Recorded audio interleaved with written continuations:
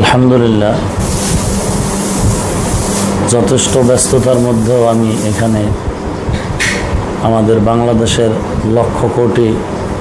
মুসলমানদের হৃদয়ের স্পন্দন আহলে সুন্নাত ওয়াল জামাত বাংলাদেশের সম্মানিত সভাপতি আল্লামা নুরুল ইসলাম অলিপুরি সাহেব দামাত বারাকাতুহুম দীর্ঘদিন অসুস্থ থাকায় তার সাথে সাক্ষাতের জন্য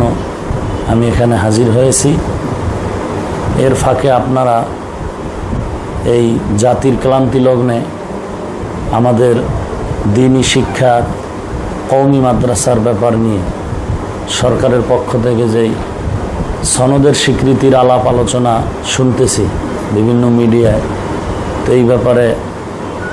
আপনি যে উদ্যোগে আমাদেরকে প্রশ্ন করতেছিলেন, এটা অত্যন্ত খুবই জরুরি এক বিষয় এবং জাতীয় আমাদের মাথার তাজ উলামায়ে হজরতদের জবান থেকে এরকম কিছু দ্বিধা বিভক্তির নিরসনে কিছু কথা শুনতে চায়। তো আমাদের সুনামধন্য এখানে দুইজন মহান ব্যক্তি, বাংলাদেশের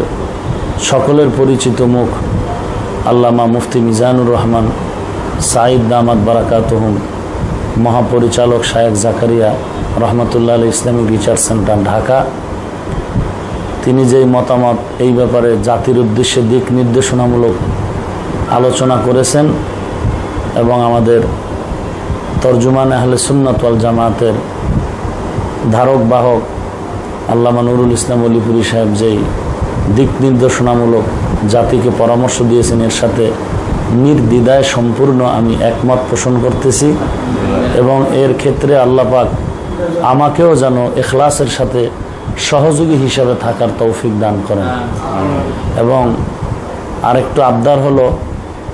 আমরা কওমি মাদ্রাসা দারুল উলুম দেওবন্দের ভিত্তিতে উসুলের উপরে বাংলাদেশে চলতেছি এবং এই মাদ্রাসারই ফসল আমরা। তো রসুলের সম্পূর্ণ আদর্শের উপরে চলতে গিয়েও স্বার্থান্বেষী দুনিয়াদার কিছু মহল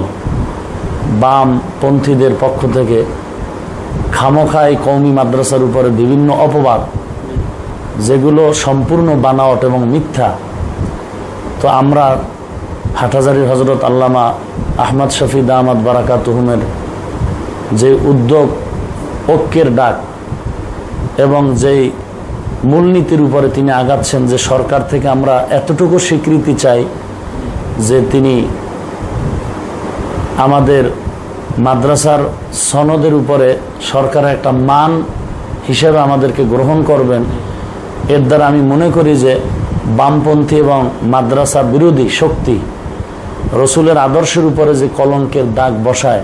সেই সুযোগটা পাবে না বলে আমি আশাবাদী। এই জন্যই আমরা